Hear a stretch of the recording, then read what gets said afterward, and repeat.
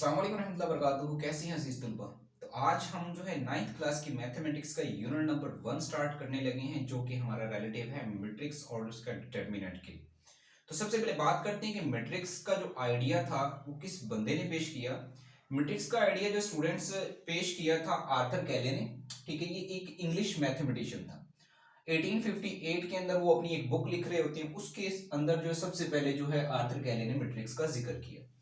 ये सवाल जो आपसे एमसीक्यूज के तौर पे भी पूछा जा सकता है कि who gives the idea of matrix, किसने दिया था और या फिर कब दिया था, ये भी आपसे पूछा जा सकता है।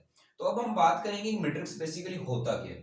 मैट्रिक्स हमारे पास कोई भी एक रेक्टेंगुलर एरे हो सकता है जिसके अंदर जो है रियल नंबर की कलेक्शंस हो, 1 2 3 4 5 समथिंग, और उसको जो है हम ब्रैकेट के अंदर इनक्लोज कर दें, ब्रैकेट के अंदर पुट कर दें, तो हमारे पास क्या बन जाता है, मैट्रिक्स बन जाता है। कैसे? मिसाल के तौर पे हमारे पास जो है कोई भी हमारे पास रियल नंबर हो जिसमें जो हमारे पास जो 1 2 3 4 5 6, अब ये हमारे पास एक रेक्टेंगुलर एरे बन चुका है और इसको इस तरह से हम दो ब्रैकेट्स के दरमियान पुट कर दें, इनक्लोज कर दें, तो ये हमारा क्या बन जाता है जी, एक मैट्रिक्स बन जाता है। ठीक है, अब नेक्स्ट अगर हम बात करें तो हमारे पास मैट्रिक्स के जो कंपोनेंट्स, इसके अज्जा क्या क्या हो सकते हैं। तो अगर हम इसको थोड़ा सा गौर से देखें तो हम लोगों को स्टूडेंट्स नजर आ रहा होगा कि इसके अंदर तो हमारे पास दो तरह की लाइनें हैं।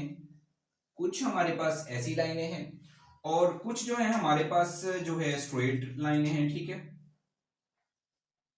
और इस बात को जो हम छोटी क्लासेस के अंदर पहले भी पढ़ चुके हैं, जो इस तरह की हमारे पास लाइनें होती हैं इनको हम बोलते हैं हॉरिजेंटल लाइन,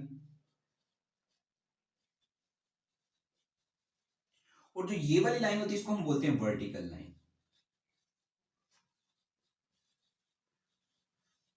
जी स्टूडेंट, तो नेक्स्ट इसकी अगर हम बात करें इसके कंपोनेंट्स के अंदर, तो हमारे पास जो है दो लाइनें नजर आ रही हैं, एक हॉरिजॉन्टल लाइन एक वर्टिकल लाइन है। बट इनका कुछ नाम रखा उन्होंने, और वो नाम क्या था स्टूडेंट्स, हमारे पास एक था हमारे पास रो, ठीक है, और दूसरे वाला था हमारे पास कॉलम। अब स्टूडेंट जो हमारे पास हॉरिजॉन्टल रो है, क्या थी, हॉरिजॉन्टल रो, तो हॉरिजॉन्टल रो को बेसिकली नाम किसका दिया, कॉलम का। ठीक है, हॉरिजॉन्टल लाइन जो थी मैट्रिक्स के अंदर उसको जो है रो का नाम दिया। ठीक है, जैसे कि मिसाल के तौर पे हम एग्जांपल ले लें 2 3 4, तो ये एक हमारे पास हॉरिजॉन्टल लाइन थी और इसको किसका नाम दिया, रो का। नेक्स्ट है हमारे पास कॉलम। कॉलम क्या था, वर्टिकल लाइन को। अब वर्टिकल लाइन बेसिकली कुछ भी, जैसे 2 3 4, तो ये हमारा क्या कहलाता है, कॉलम कहलाता है। इस तरह से अगर हम आगे चलें तो हमारे पास नेक्स्ट कॉन्सेप्ट जो आता है बेटा जी, वो आता है order of a matrix. Order of a matrix, जिसको हम उर्दू में कहें तो कारकों का मर्तबा। उर्दू में क्या कहते हैं इसको, कारकों का मर्तबा। अब ये क्या होता है, किसी भी मैट्रिक्स के अंदर कितनी कितारें हैं और कितने कॉलम हैं, इसकी तादाद को हम क्या बोलते हैं, ऑर्डर ऑफ अ मैट्रिक्स बोलते हैं। ठीक है, मिसाल के तौर पे मेरे पास एक मैं लिख भी देता हूं, number of rows and column. Rows और कॉलम की तादाद को हम क्या बोलते हैं, ऑर्डर ऑफ अ मैट्रिक्स। मिसाल के तौर पे यहां मैं एक मैट्रिक्स ले रहा हूं, तो first of all we have to count rows. तो रोज इसमें जो है कितनी है, ऐसे स्ट्रेट काउंट करेंगे तो 1 है, फिर हम लगाते हैं बाय, उसके बाद कॉलम देखेंगे, कॉलम इसमें कितने हैं, 2 है, तो इसका ऑर्डर क्या होगा, 1/2। और ये भी स्टूडेंट्स आपको एमसीक्यूज के तौर पे ये सवाल जो है आपसे पूछा जा सकता है कि ऑर्डर ऑफ अ मैट्रिक्स क्या होता है। ठीक है, अब इसको मजीद आगे लेके चलते हैं। तो नेक्स्ट अगर बात करें तो हमारे पास चीज आ रही है इसमें 1.1 के रिलेटिव, जिसमें हमने डिस्कस करना है वो इक्वल मैट्रिक्स। इक्वल मैट्रिक्स, अब इक्वल मैट्रिक्स को अगर देखें तो हम इसको उर्दू में जो है मसावी कॉलम कहते हैं। इक्वल मतलब होता है बराबर, दो चीजें आपस में बराबर हो तो उसको हम इक्वल मैट्रिक्स बोल देते हैं। मिसाल के तौर पे कोई भी एक मैट्रिक्स है, एक ए मैट्रिक्स है मेरे पास, वो है 10 - 5, और एक मेरे पास एक बी मैट्रिक्स है, वो है 5। तो 10 में से 5 निकालूंगा तो कितने बचेंगे, डेफिनेटली स्टूडेंट्स मेरे पास 5 बचने वाले हैं। और बी कितने हैं जी, वो 5 है, तो ए भी 5 है, बी भी 5 है, तो ये हमारा क्या कहलाएगा, A and B are equal. A and B are equal matrix. तो ये स्टूडेंट्स तीन कॉन्सेप्ट हैं जो आपके एक्सरसाइज के अंदर जो है यूज होंगे 1.1 के अंदर। तो अब हम टाइम वेस्ट ना करते हुए जी एक्सरसाइज की तरफ बढ़ते हैं, एक्सरसाइज को सॉल्व करने की कोशिश करते हैं। तो इसके जो फर्स्ट क्वेश्चन में देखें तो हम लोगों से डिमांड क्या कर रहा है, फर्स्ट क्वेश्चन के अंदर बात कर रहे हैं कि ऑर्डर ऑफ अ मैट्रिक्स हम लोगों ने बताना है कि order of a matrix find करें, और क्वेश्चन नंबर 2 के अंदर इक्वल है, और लास्ट क्वेश्चन जो है इसका वो रिलेटिव है। हम लोगों ने एक मैट्रिक्स के अंदर जो ए बी सी की वैल्यूज गिवन है वो हम लोगों ने फाइंड करना है, ठीक है। तो क्वेश्चन जी, तो स्टूडेंट्स मैंने जो है क्वेश्चन सारे लिख लिए हैं। तो क्वेश्चन नंबर 1 के अंदर बात करें, एक्सरसाइज जो है हमारी आप लोगों को पता है 1.1 डिस्कस हो रही है। अब क्वेश्चन नंबर 1 के अंदर सिर्फ ये पूछा है ऑर्डर ऑफ अ मैट्रिक्स, और ऑर्डर ऑफ अ मैट्रिक्स के रिलेटिव अभी मैंने आपको बताया था जी, नंबर ऑफ रोज और नंबर ऑफ कॉलम को काउंट करना ऑर्डर ऑफ अ मैट्रिक्स कहलाता है। तो फर्स्ट ऑफ ऑल इसमें देखिए कितनी हमारे पास रोज हैं, 2, कॉलम कितने हैं, 2, सेम टू सेम 2 रोज हैं, 2 कॉलम है, 1 रो है, 2 कॉलम है, ठीक है। और यहाँ पे अगर देखें तो 3 रोज हैं, 1 कॉलम है। यहाँ पे हमारे पास जो 3 रोज हैं और हमारे पास जो है 2 कॉलम है, यहाँ पे 1 रो है, 1 कॉलम है। और इसमें बात करें देखिए 3 रोज हैं और फिर 3 ही कॉलम है। तो ये क्वेश्चन नंबर हमारा 1 ऑर्डर ऑफ मैट्रिक्स के रिलेटिव। अब क्वेश्चन नंबर 2 के अंदर बात करें तो वो कह रहा है which of the following matrices are equal, कौन से मैट्रिक्स है जो आपस में बराबर है।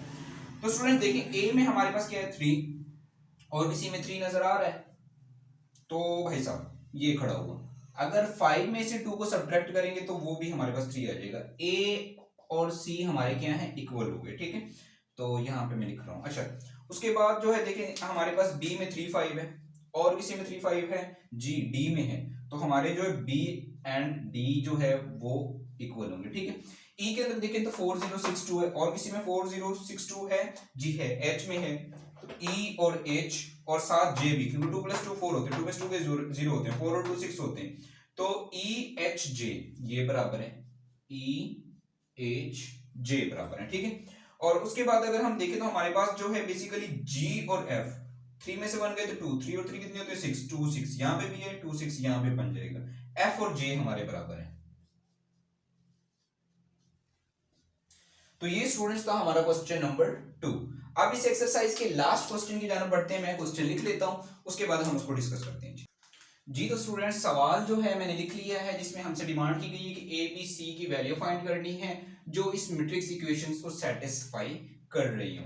तो सवाल को जो शुरू करना है, सबसे पहले हम लोगों को इस क्वेश्चन को सॉल्व करना है। तो हम लोगों के पास जो है बेसिकली इक्वेशंस हम लोगों ने बनानी होती है, और इक्वेशंस बनाने का क्या तरीका का होता है, यहाँ से जो फर्स्ट वैल्यू है उसको फर्स्ट के इक्वल लिख लें, इस वाली को सेकंड के इक्वल लिख लें, थर्ड वाली को थर्ड एंड फोर्थ को फोर्थ। मैं जल्दी से जरा लिख लेता हूँ, फिर इसको हम डिस्कस करते हैं। जी, a प्लस सी जरा बताएं किसके इक्वल होगा, जी 0 के इक्वल होगा, ठीक है। उसके बाद a प्लस 2b जो है बेसिकली किसके इक्वल होगा, -7 के इक्वल होगा। c -1 जो है ये किसके इक्वल होगा, 3 के इक्वल होगा। और 4d -6 जो है ये किसके इक्वल होगा, जी 2d के इक्वल होगा। इसको अब नाम दे लें, इसको इक्वेशन 1 का नाम दे लें, इसको 2 बना लें, इसको 3 और इसको 4। अब यहां से हम लोगों ने a और b का जो है आंसर फाइंड करना है। तो स्टूडेंट्स हम लोगों को पता है किसी भी एक लीनियर इक्वेशन को सॉल्व करना है तो अगर उसमें दोनों ही अननोन वेरिएबल हो तो उसको हम सॉल्व नहीं कर सकते। ए और सी दोनों अननोन है, ना ए का पता है ना सी का पता है, तो नहीं सॉल्व कर सकते। ए एंड 2b दोनों अननोन है, सॉल्व नहीं कर सकते। बट इक्वेशन 3 और 4 इसमें सिर्फ एक ही वेरिएबल है, सी एंड डी, तो इन दोनों को हम पहले सॉल्व कर सकते हैं। तो सबसे पहले जो हम सिंपल क्या लिखेंगे, टेकिंग